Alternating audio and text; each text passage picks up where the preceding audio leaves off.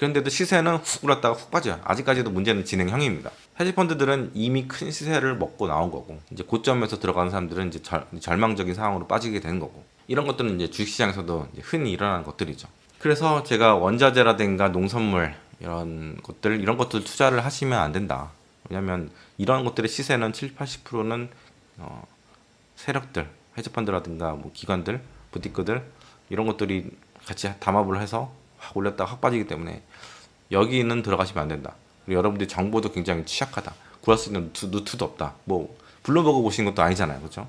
뭐 블룸버그를 본다면은 이미 이제 전문가 수준으로 올라갔다고 보지만 어쨌든 간에 너무 열세요. 기울어진 운동장이라고 보시면 돼요. 제가 작년부터 이스라엘 하마스 전쟁은 아무것도 아니다. 차창성 돌풍이라고 말씀드렸지만 수많은 전문가들은 막 100불 간다, 140불, 150불 간다 막 이렇게 얘기를 많이 했었고 지금 보세요. 70불대로 다시 꼬꾸라졌잖아요. 이게 올라가지도 못하잖아요. 그렇죠? 아무것도 아닌 건데 많은 사람들이 언론이라든가 이런 쪽에 많이 휘둘리죠. 정보에 많이 휘둘리는 것 같아요. 그래서 저는 늘 얘기 드리지만 유튜브에 나오는 증시 전문가들이라든가 애널리스트들의 이야기를요 들을 때 반은 듣고 반은 버려요. 대표적인 게 이제 배터리죠. 배터리. 작년만 하더라도 배터리 쪽 증시 전문가들이 이제 K 배터리가 전 세계를 다 먹어버릴 것이다. 뭐 이런 식으로 얘기했어요. 뭐 기술적인 면을 볼 때도 중국 배터리보다 훨씬 우월하다. 적수가 없다. 뭐 이렇게 얘기를 했었고 그에 비해서 저는 이제 그런 얘기들이 막 나올 때 저는 중국이 전 세계 배터리 시장을 접수해버릴 수도 있다. 이렇게 얘기를 했었죠. 지금 유럽이라든가 미국이라든가 자체적으로 배터리 공장들을 막 만들려고 건설을 하는데 잘 안 돼요. 이게 배터리 기술이 쉽지 않은가 봐요. 전기차도 쉽지 않은데 배터리도 쉽지 않은가 봐요. 전기차도 제대로 지금 생산하고 있는 레거시 업체가 없잖아요. 지금 현대기아차도 전기차 하나 만들 때마다 적자거든요. 돈을 못 번단 말이에요. 테슬라랑 중국에 있는 기업들만 흑자 나는 그런 상황이에요. 엄청나게 비싼 리튬이온 배터리로 차를 만드니까 흑자가 날 리가 없죠. 뒤늦게 이제 인산철 같은 것들 이제 연구를 해서 따라가려고 하는데 이게 10년 이상 차를 만들어 온 애들 어떻게 따라가겠어요? 단기간에. 그러면서 볼 때는 이제 테슬라가 인산철 쓰는 건 정말 대단한 거죠. 대단한 성과는 있는 거죠. 마진이 되게 중요하다는 거를 알았던 거니까. 근데 그에 비해서 한국 기업들은 그거를 몰랐었죠. 뭐 일단은 제조 그 기간이 길지 않았기 때문에 그런 노하우라든가 이런 것들이 없는 거지. 팔아본 적도 없고. 그래서 저는 LCD 시장이 중국이 다 가져갔잖아요. 그런 것처럼 배터리도 그럴 가능성이 높다. 그렇게 말씀드렸었고 지금 격차가 더 벌어지더라고요. 격차가 파운드리에서 삼성전자가 TSMC랑 격차가 벌어지는 것처럼 예전에는 50대 30이었는데 지금 50대 20으로 줄어들었잖아요. 아니 그러니까 60대 20으로 격차가 벌어졌잖아요. 아 진짜 걱정 많이 됩니다 진짜.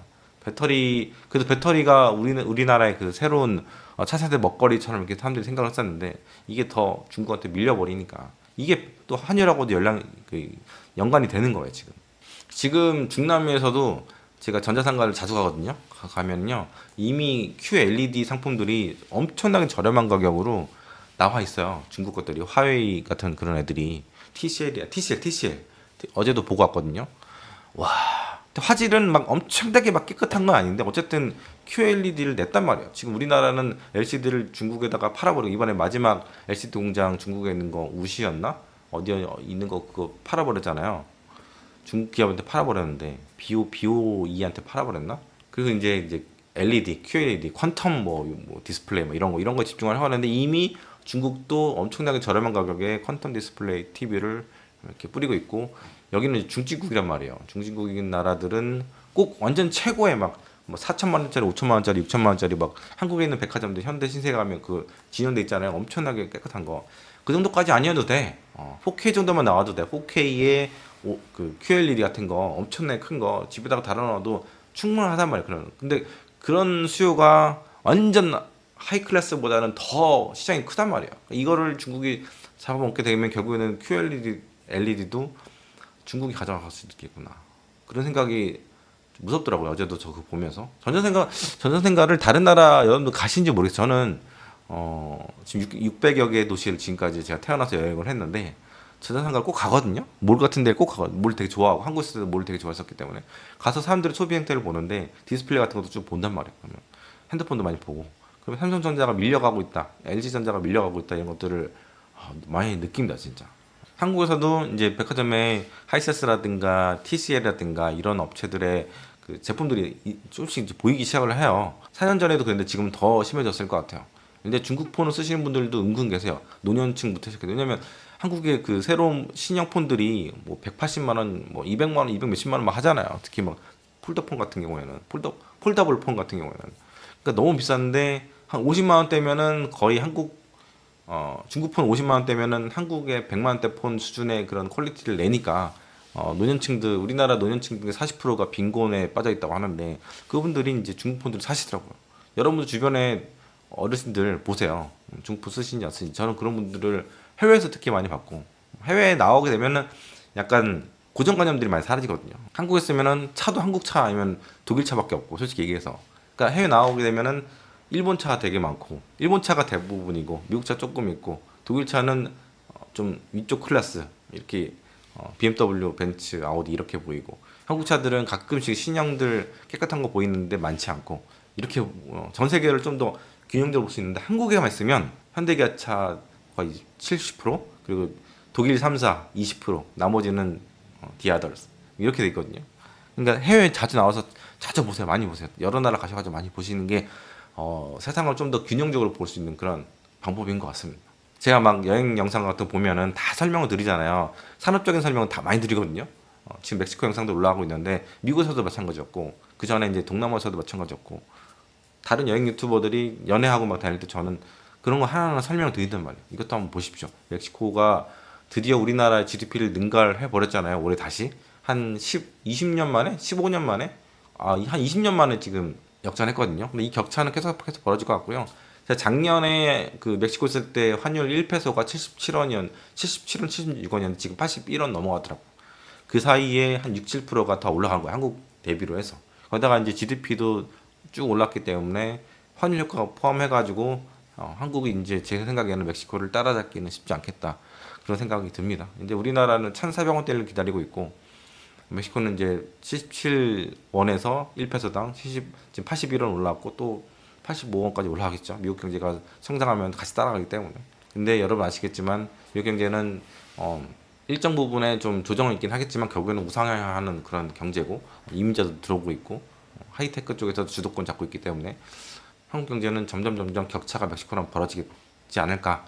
1억 3천 인구를 갖고 있는 그 멕시코랑 격차 계속 벌어질 거라고 저는 생각하고 있습니다. 아무튼 제가 배터리 얘기를 하다가 말았는데 한국에 정말 많은 개인 투자자들이 그 증시 전문가들이 말에 많이 속아요. 정말 많은 시청자들이 제 채널 와가지고 리플 많이 달았어요. 공부 좀 더 하라. 한국 배터리가 어디 가고 있는지 한번 물어보고 싶어요. 어떻게 생각하시냐고 지금 한 말씀도 못 하실 거예요 지금. 그리고 제가 공매도 작년에 11월 달에 그 금지했을 때도 이거 별로 좋은 거 아니다라고 말씀드렸는데 그런 정책을 펼쳤는데도 불구하고 배터리 주식들은 반토막 이상이 난 상태예요. 앞으로 회복하기 저는 쉽지 않다고 봅니다. 왜냐하면 중국이 더 시장을 잠식하고 있기 때문에.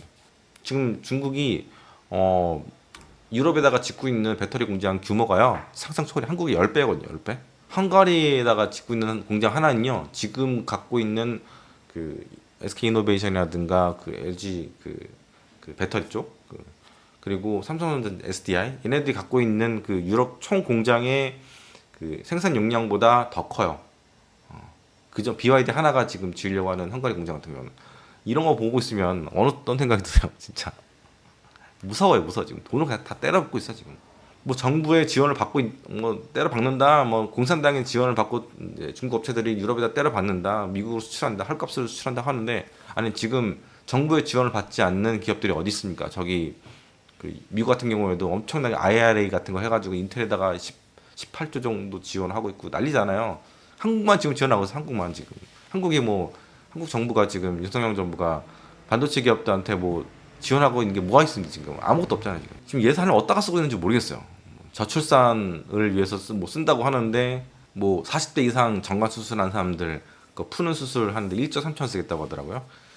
그리고 뭐 여자 아이들을 7살에 학교를 보내면 출산율이 늘어날 수 있다. 뭐 이런 연구 결과도 나오고 있다고 막 하고 별의별 얘기들이 지금 한국 요즘에 나온 뉴스들이요. 거의 진짜 거의 개콘을 폐지시킬 정도 지금 폐지됐죠.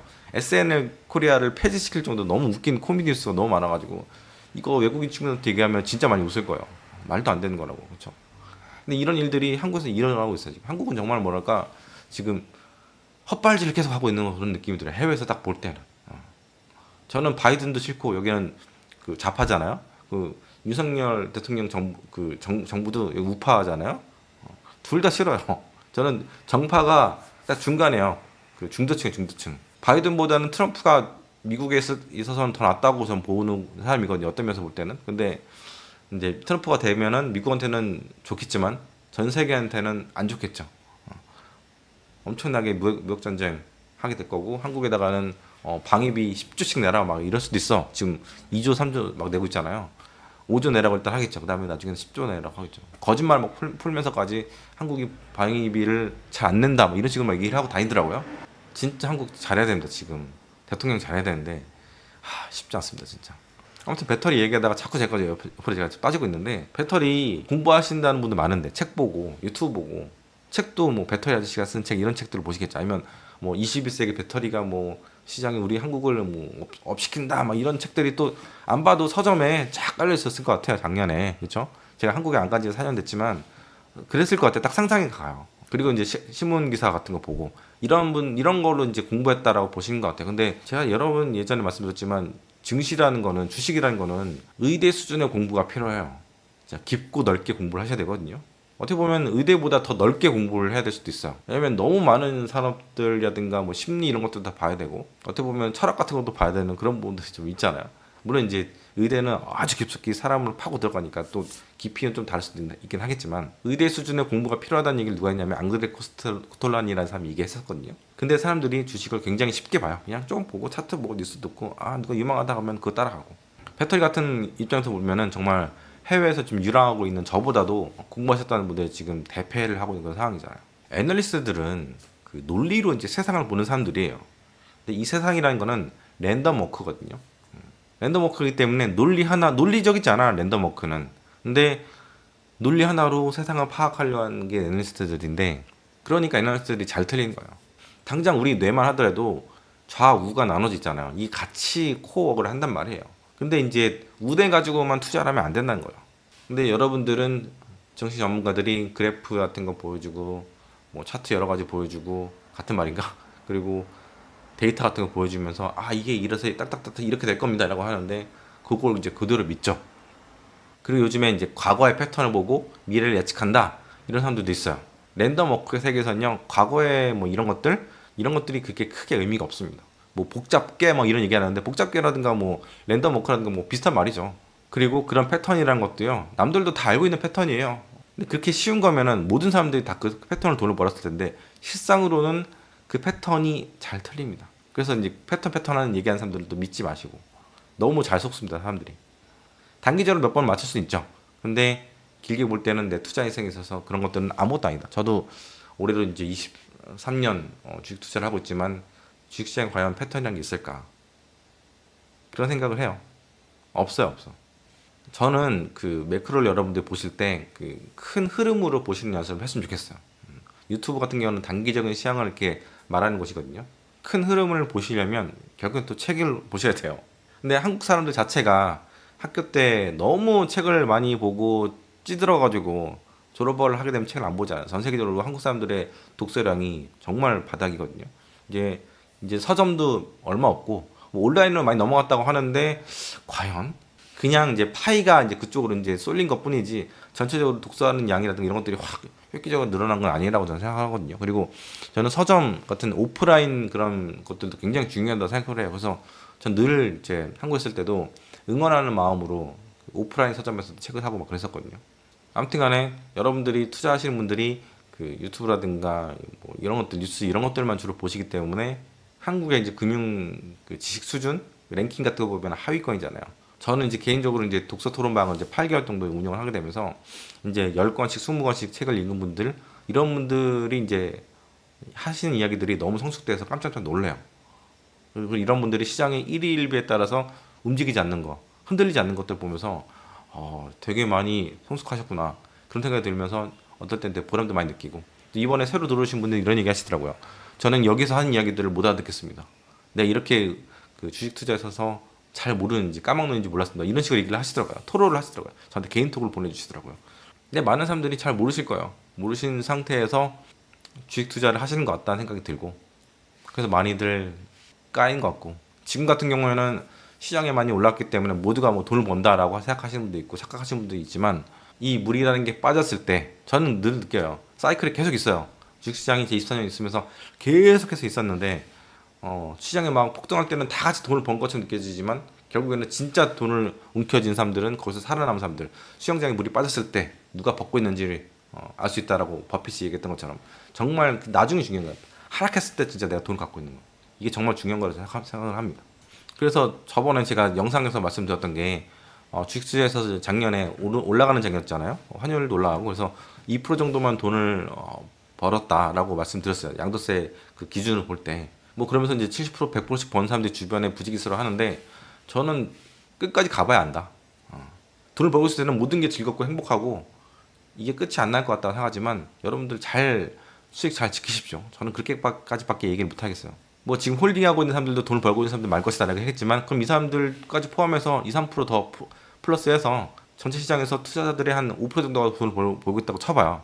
그래, 뭐 좀 더 인심 줘가지고 10% 정도 벌고 있다고 생각해봐. 그러면 나머지 90%는 어떻게 돼요? 지금 돈을 잃고 있는 거잖아요. 100% 중에서 10%가 큰 숫자입니까? 작은 숫자죠? 소수만 돈을 벌고 있는 거예요. 그리고 돈을 벌고 있는 사람들은 작년에 주식 투자를 매매를 했을 거예요. 매매, 그죠? 단타도 치기도 하고, 또 수익을 어느 정도 팔고 내고 확정 짓고 다른 종목을 사고 뭐 이런 식으로 했을 거예요. 그래서 적어도 250만 원 이상을 벌었을 거라 저는 생각이 든단 말이에요. 확정 수익이 있을 거라 생각이 든단 말이에요. AI 관련된 주식들, AI 그 엔비디아 이런 종목들로 돈을 버신 분도 있기는 하겠지만, 반대로 막 2, 3년씩 썩어 있는 종목들도 분명히 있을 거란 말이야. 이거 같이 봐야지. 누가 나 엔비디아 7% 수익 났어라고 얘기를 하겠지만, 한편으로는 마음 깊은 곳에서는 지금 은행주 지금 마이너스 50%인데, 아니면 뭐 내가 뭐 TLT, TMF 이런 거 50, 30%밖에 70% 마이너스 70%인데 뭐 이런 가슴앓이 한 손 되게 많을 거예요. 그리고 작년에 TLT 같은 거 매도하고 엔비디아 사는 분도 있겠죠. 근데 TMF도 마찬가지고 그런 것들도 생각을 해야죠. 그렇기 때문에 저는 작년에 돈 번 사람들이 2%에서 5% 수익을 보여주는 사람도 있을 거니까 그렇게 생각을 하는 게 더 합리적이라고 봐요. 왜냐하면 사람이라는 게 뭐 주식 투자 작년부터 시작한 사람도 있겠지만, 거의 대부분은 2, 3년, 5년, 10년 전부터 투자한 사람들이 더 많기 때문에, 아무리 여러분들이 뭐라 하셔도 저는 여러분들이 어떻게 돌아가는지 좀 알 것 같아요. 왜냐면 저는 PB를 10년 했던 사람이고 많은 투자들이 어떻게 족뱅이를 까는지를 많이 봤기 때문에, 만약에 돈을 많이 벌었다면 출근을 안 하셔야죠. 근데 여전히 출근하고 있다는 거는 그 전에 많이 깨먹은 것도 있었다는 거지. 그리고 앞으로도 이 수익이 영원할 거라는 보장이 없다는 겁니다. 하여튼 오늘 제가 1시간 가까이 이제 이야기를 했는데, 오랜만에 인사를 드렸는데요. 되도록이면 자주 인사드리도록 노력을 하도록 하겠습니다. 자꾸 이게 공연불 같이 이제 말씀드리겠는데, 그리고 10월달, 11월달쯤에 이제 한국 돌아가게 되면 오프라인 멤버십 대상으로 하는 오프라인 모임을 해서 또 인사를 드리도록 준비를 하도록 하겠습니다. 하여튼 긴 영상 시청해 주셔서 감사합니다.